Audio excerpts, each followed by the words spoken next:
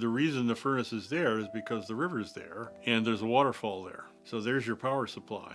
In engineering terms, there's 40 horsepower there to be extracted from the water by the turbine to run the pump.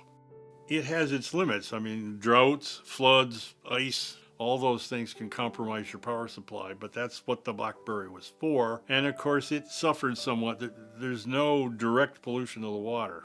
It just comes through the turbine and out. Nothing's dumped into it. There was no waste material that was generated there that was dumped. The pollution from the furnace was primarily the air, and they did throw trash in the river. That's where the salamanders went, but those don't pollute anything. The other issue was the slag heap. And of course, with that, slag's heavy. You don't want to carry it very far. So they put it across the river and dumped a huge pile of it there. The classic report from that, about 1920, said 9 acres, 70 feet deep. And I believe that. There's a huge pile of it over there, but it's vitrified.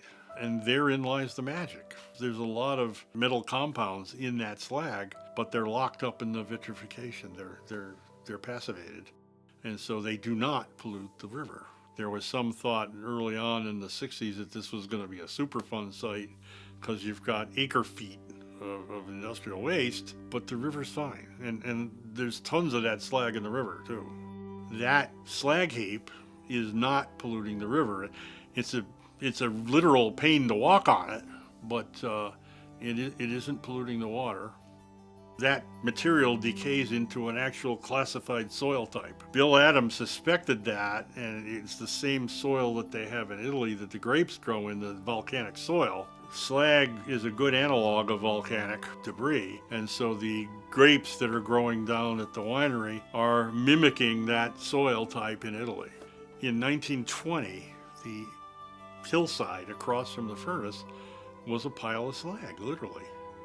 Essentially a pile of broken glass, really. And look at it in 2025.